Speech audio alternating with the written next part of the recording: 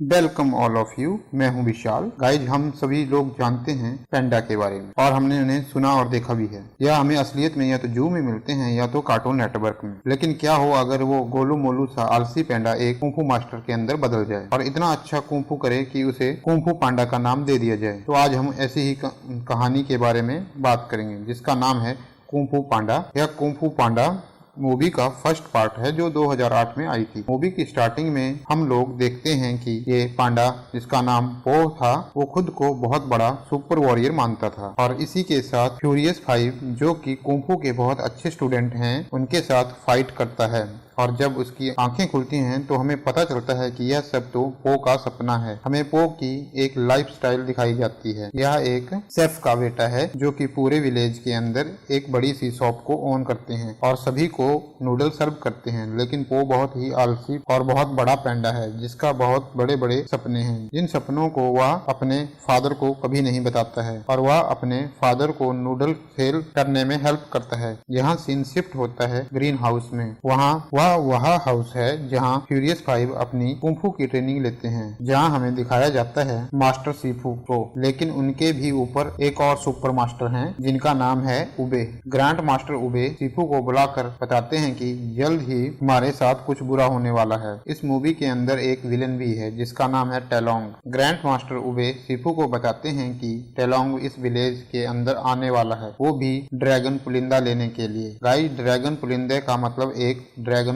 Call है जो कि एक मैजिकल वर्ड लिया हुआ है। केवल ड्रैगन वॉरियर ही इस ड्रैगन पुलिंदे को पढ़ सकते हैं और यही टैलोंग को चाहिए था। हम बताते हैं कि यह ड्रैगन पुलिंदा लेने के लिए टैलोंग आने ही वाला है, जिसके बाद इन दोनों को अब ड्रैगन वॉरियर को चुनना था क्योंकि वह ही सिर्फ और सिर्फ टैलोंग को हरा सकता था। जब यह पो को पता चलता है कि ग्रीन हाउस के अंदर ड्रैगन वॉरियर को चुना जा रहा है तो वह अपने सारे काम छोड़कर वहाँ सभी लोगों को बताता है कि हम सभी को ग्रीन हाउस पहुंचना है, आज ड्रैगन वॉरियर को चुना जाना है। लेकिन वह अपने फादर से डरता है और उन्हें नहीं बताता है कि उसे कहाँ जाना है। इसी कारण पो के फादर पो को एक स्टॉल दे देते हैं नूडल का कि जितने भी लोग ऊपर जाएंगे तुम सभी लोगों को नूडल खिला देना। तो वो यह बात मान लेता है। वो बेमर्जी उस ट्रॉली को ऊपर ले जाना जाता है, लेकिन जब वह इतनी ऊंची ऊंची सीढ़ियां देखता है तो उसकी हिम्मत टूट जाती है और वह इस स्टॉल को वहीं रख देता है और ऊपर जल्दी जल्दी भागने लगता है। यहाँ ग्रीन हाउस के अंदर ड्रैगन वॉरियर को चुने जाने का टाइम आ चुका था, जहाँ पर फ्यूरियस 5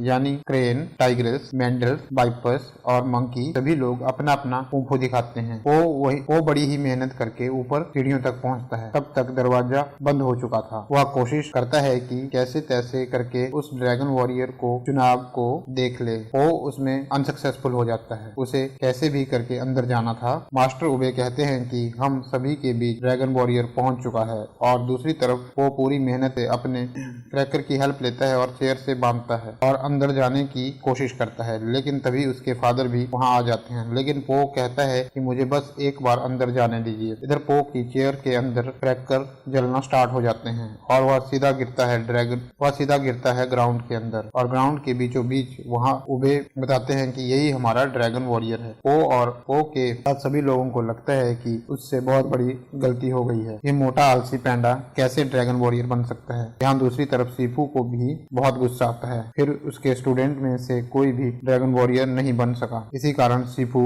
जिंक को वहाँ भेजता है जहाँ टेलोंग को बंदी बना रखा था। लेकिन वहाँ के पहरेदार कहते हैं कि तुम्हें हमारी पहरेदारी में कोई कमी दिखती है तो तुम खुद चलकर हमारे साथ देख लो। यहाँ से भाग निकलने का एक रास्ता है जहाँ से हम आ सकते हैं और जा सकते हैं, जिसके बीच में हमारे हजारों पहरेदार हैं। तो यहाँ के से बचकर निकलना का तो कोई सा चांस ही नहीं है। पहरेदार बातें करते करते जिंक को टेलोंग के पास ले जाता है। यहाँ हम देखते हैं कि यहाँ पर तो सच में कड़ी पहरेदारी थी और टेलोंग को बहुत सारी बेड़ियों में बांध रखा था। यहाँ दूसरी तरफ पैंडा पहुँचता है ग्रीन हाउस के अंदर, जहाँ पर हर जगह मैजिकल और वॉरियर की चीजें रखी हुई थी। तो वह सारी चीजें अपने सपनों में सोचा करता था कि वह इस जगह पर जरूर आएगा क्योंकि पो को कुंफू बहुत पसंद था और उसे वह सीखना था। लेकिन पो को कुंफू बिल्कुल नहीं आता था। सीफू उबे के डिसीजन से बहुत ज्यादा डिसअपॉइंट था कि पो कभी भी टाइलोंग को नहीं हरा सकता और वह पो को बहुत ज्यादा डिस्करेज करता है। इसी कारण पो को भी गुस्सा आ जाता है और वह अपना हाथ जैसे ही उठाता है तो सीफू उसकी एक फिंगर पकड़ लेता है और पो डर जाता है और कहता है कि मुझे इस ट्रिक के बारे में पता है और प्लीज आप कभी भी मेरे साथ ऐसा मत करना वरना मैं मर जाऊंगा। सीफू पो को ट्रेनिंग रूम में ले जाता है जहाँ पर बाकी फ्यूरियस 5 स्टूडेंट अपनी ट्रेनिंग कर रहे थे। पो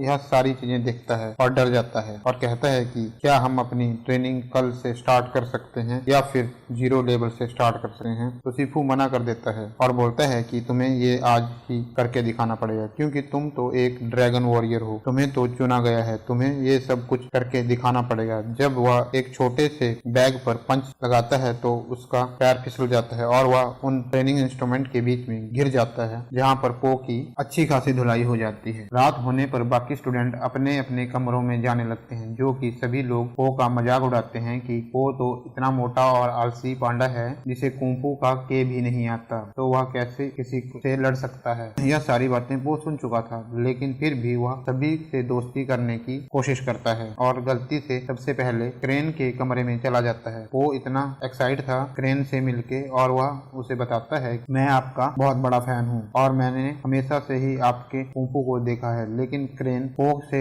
इरिटेट हो जाता है और बोलता है कि यह हम लोगों के सोने का समय है तो तुम यहाँ से जा सकते हो। जिसके बाद में अब टाइग्रेस भी पो के पीछे खड़ी थी और सभी लोग मिलकर पो को बिल्कुल निराश कर देते हैं और कहते हैं कि तुम इस जगह के लायक नहीं हो और अगर तुम हम लोगों की इज्जत करते हो तो यहाँ से चले जाओ। जिसके बाद पो निराश होकर एक पेड़ के नीचे चला जाता है जहाँ पर उबे आते हैं और पो को बताते हैं कि तुम्हें बिलीव करना पड़ेगा, कोई भी चीज किसी भी वे वजह नहीं होती, उसके पीछे कोई बड़ा राज छुपा होता है और अगर तुम्हें इन लोगों के जैसा बनना है तो तुम्हें कोशिश करनी पड़ेगी। यहाँ सीन शिफ्ट होता है टैलोंग पर जहाँ जिंग का एक फैदर टैलोंग पर गिर जाता है और उसी की मदद से टैलोंग अपना बड़ा सा लॉक ओपन कर देता है और सारी सिक्योरिटी को ब्रेक करते हुए काफी तेजी से आगे बढ़ जाता है। वह इतना बड़ा कुंफू का वॉरियर था कि उनके सामने बड़े बड़े गैंडे भी नहीं टिक पाते हैं। गार्ड यहाँ पर टैलोंग को रोकने की सारी कोशिश करते हैं और वह आखिर में आकर ब्रिज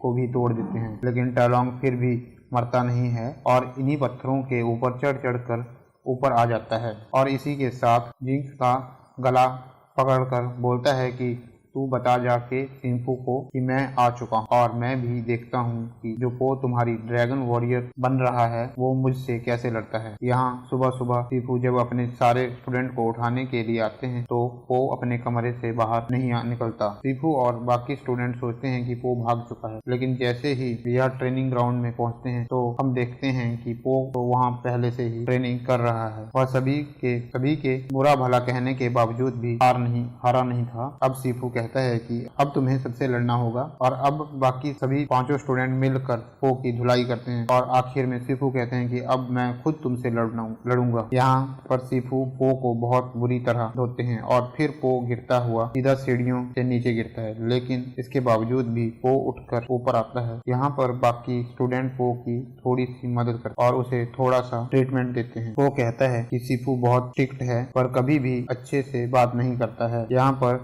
टाइग्रेस और बाकी दोस्त भी पहुंचते हैं। वह पो को बताते हैं कि सीफू आज स्ट्रिक्ट नहीं है बल्कि इसके पीछे एक बड़ी कहानी है। टाइलोंग जिससे लड़ने के लिए तुम्हें तैयार किया जा रहा है वह सीफू का ही स्टूडेंट है। सीफू ने टाइलोंग को स्टूडेंट से ज्यादा अपना बच्चा माना। वह उसे ट्रेनिंग देते थे, साथ साथ बहुत प्यार भी किया करते थे और इसी कारण उन्होंने टाइलोंग को इतना ज्यादा ट्रेनिंग दे दिया कि वह एक खूंखार वॉरियर बन चुका था और अपने ही घमंड में आकर उसे ड्रैगन पुलिंदा चाहिए था। एक दिन ऐसा आता है कि टाइलोंग ने सीफू के ऊपर ही वॉर कर दिया जिस बात से सीफू का दिल टूट गया और वह सोचता रहे कि उनके ही स्टूडेंट ने उन्हें मारने की कोशिश की। इसके बाद सीफू ने किसी को भी प्यार नहीं किया और न ही कभी अच्छी ट्रेनिंग दी। जिंग भागता हुआ आता है और सीफू को बताता है कि टाइलोंग अपनी कैद से छूट चुका है और वह जिसे आपने ड्रैगन वॉरियर चुना है वह बिल्कुल भी तैयार नहीं है। तो उबे सीफू को कहता है कि तुम्हें विश्वास करना पड़ेगा, तुम विश्वास करोगे तभी पो एक ड्रैगन वॉरियर बन पाएगा और अब यह मेरा आखिरी समय है। सीफू यहाँ पर उबे को कहता है कि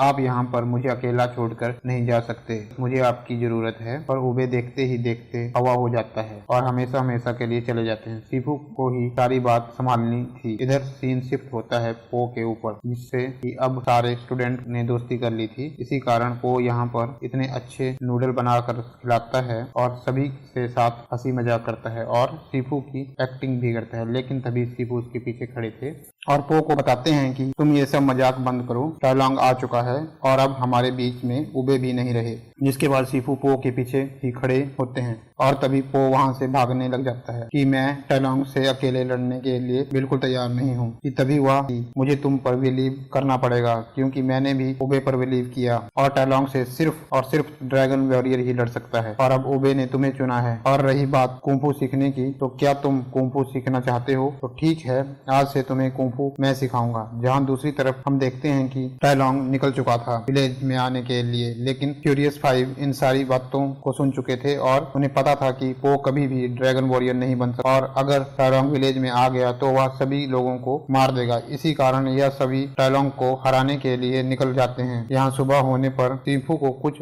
आवाजें आती हैं तो वह किचन में पहुंचते हैं, जहाँ पर देखते हैं कि पो ने सारा किचन तोड़ फोड़ दिया है और हर तरफ एक ही चीज को ढूंढ रहा है। पो ने सीफू से कहा कि आपको पता है ना कि जब मैं गुस्सा होता हूँ तो मुझे ज्यादा भूख लगती है। तो सीफू यह कहता है कि मंकी ने अपने आलमंड के बिस्किट ऊपर रखे हैं, ये बात किसी को मत बताना। सीफू जैसे ही किचन से बाहर आ जाते हैं तो पो सीधा आलमंड के बिस्किट खाने के लिए ऊपर चढ़ता है और जब सीफू आकर पो का पोज देखते हैं तो वह कहते हैं पो ये तुमने कैसे किया, तुम इतने ऊपर कैसे चढ़े और इतना अच्छा बैलेंस कैसे बनाया। अब तब सीफू को समझ में आता है कि पो को कैसे ट्रेन किया जाए। पो को खाना बहुत पसंद था और इसी के साथ उसे ट्रेनिंग दे सकता हूँ। जहाँ पर सीफू पो को उसी जगह ले जाता है जहाँ पर कुंफू उबे ने इन्वेंट किया था और देखते ही देखते अब पो की ट्रेनिंग स्टार्ट हो जाती है। सीफू पो को बहुत अच्छी ट्रेनिंग देते हैं और हर एक चीज के साथ साथ एक दिन वह खाना शुरू करते हैं, जहाँ पर सारा खाना सीफू खा जाते हैं, लेकिन पो के पास में आखिरी मोमोज बचा था।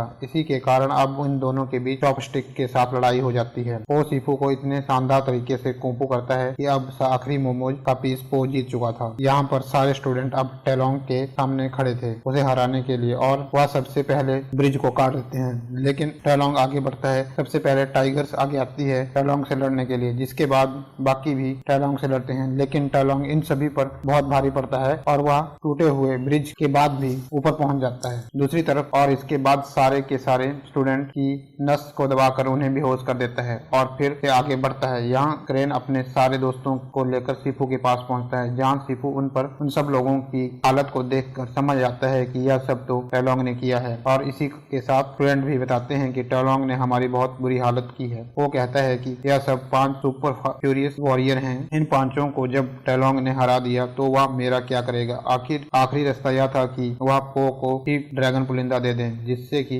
मैजिकल पावर पो के पास आ जाए और फिर वह टाइलॉन्ग को हरा दे। इसी कारण सीफू पो को वह ड्रैगन पुलिंदा दे देता है, जिसके बाद में पो जैसे ही उसे खोलता है तो देखता है तो उसमें तो कुछ भी नहीं था। वह सीफू से कहता है कि आप खुद देख लीजिए, इसमें तो कुछ भी नहीं लिखा है। सीफू जब उसे खुद देखते हैं तो वह सच में बिल्कुल ब्लैंक था और उसके बाद में सीफू सोचता है कि पो टाइलॉन्ग से कभी नहीं लड़ सकता और वह बाकी स्टूडेंट और पो को बोलते हैं कि तुम सब लोग बस घाटी को खाली करवाओ और टाइलॉन्ग से लड़ने के लिए मैं हूँ यहाँ पर। सारे स्टूडेंट यहाँ पर सारे लोगों को घाटी से बाहर निकालते हैं। वो यहाँ पर निराश होकर अपने फादर के पास आता है। यहाँ पर उसके फादर बोलते हैं कि कोई बात नहीं बेटा, हम लोगों का खानदानी काम अभी भी है, तुम सारों को नूडल खिलाना और हम खुशी खुशी रहेंगे। लेकिन पो के फादर पो को बताते हैं कि तुम्हें एक सीक्रेट की बात बताता हूँ, जो मैं सीक्रेट नूडल बनाता हूँ ऐसी कोई रेसिपी नहीं है। मैं तो बस सब लोगों को ऐसे ही कहता हूँ कि मैं कुछ सीक्रेट कहता हूँ कि इसमें कुछ सीक्रेट है। असल में मैंने खुद के ऊपर विश्वास किया। ये बात सुनते ही पो उस ड्रैगन पुलिंदे को खोलता है और उसमें अपनी शकल देखता है और कहता है कि उबे ने सही कहा था कि मुझे खुद पर विश्वास करना होगा। यहाँ हम देखते हैं कि सीफू के सामने टाइलॉन्ग पहुंच चुका था और टाइलॉन्ग यहाँ पर सीफू को कहता है कि आपने मेरे साथ कभी कुछ अच्छा नहीं किया। जब ड्रैगन वॉरियर चुनने की बारी आई तब उबे मुझे चुनने वाले थे पर उन्होंने मुझे नहीं चुना। आखिर मुझ में ऐसी क्या कमी थी? मैं आपका सबसे ब्रिलियंट स्टूडेंट था। शिफू कहता है कि उबे को पता था कि तुम्हारे मन में लालच है, इसलिए उन्होंने तुम्हें नहीं माना और इसके बाद तुमने अपने मास्टर यानी मुझे भी नहीं छोड़ा। इसी कारण उबे ने तुम्हें इतने सालों से कैद कर रखा। इसके बाद टाइलोंग और शिफू के बीच फाइट स्टार्ट हो जाती है और इन फंटास्टिक फाइट बहुत देर तक चलती है, लेकिन शिफू की उम्र के साथ साथ टाइलोंग उस पर भारी पड़ता है और आखिर में टाइलोंग ने शिफू का गला पकड़ लिया। तभी यहाँ पर पीछे से पो पहुंच जाता है जो कि टाइलोंग को कहता है कि टाई यार प्लीज थोड़ा रुको। जब टाइलोंग को पता चलता है कि पो ही एक ड्रैगन वॉरियर है तो वह बहुत जोर जोर से हंसने लगता है और वह कहता है कि उबे और शिफू पागल हो गए हैं या फिर वह तुम जैसे गोलू मोलू पांडा को मुझसे लड़ाना चाहते हैं। वह एक बहुत जोरदार पंच मारता है। पो यहाँ पर अपने साथ ड्रैगन पुलिंदा लेकर ही गिरता है। अब यहाँ पर फाइट होनी शुरू होती है पो और टाइलोंग के बीच, जहाँ पर पो की पिटाई होना तो लाजमी था और आखिरकार टाइलोंग के हाथ में वह जादुई पुलिंदा आ जाता है। जब टाइलोंग उसे खोलकर देखता है तो यह तो बिल्कुल ब्लैंक था।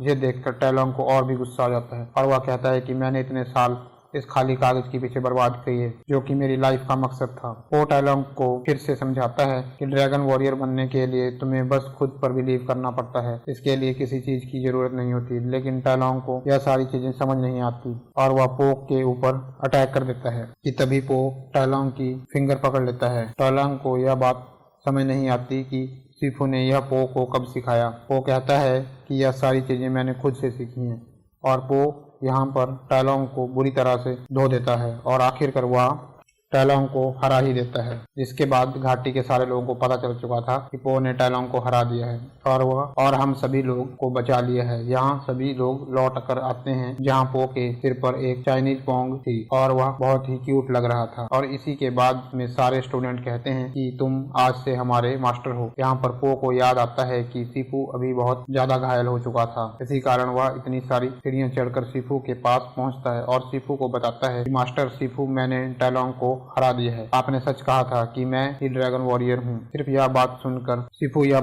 बहुत खुश होता है लेकिन अपनी आंखें बंद कर लेता है। तो वो कहता है कि शिफू, आप हमें छोड़कर नहीं जा सकते, आप हमारे लिए बहुत इंपॉर्टेंट हो। तो शिफू पो को डांटते हुए कहता है कि मैं मरा नहीं हूँ, थोड़ी देर आराम कर रहा हूँ मैं तो बस। इसके बाद में पो भी शिफू के पास ही लेट जाता है और बार बार शिफू को डिस्टर्ब करता है और शिफू को सोने ही नहीं देता है और इसी के साथ गाइड यह मूवी यहीं पर खत्म हो जाती है। तो आप सभी को यह कुंग फू मूवी का फर्स्ट पार्ट कैसा लगा मुझे कमेंट कर जरूर बताएं। Thank you for watching this video.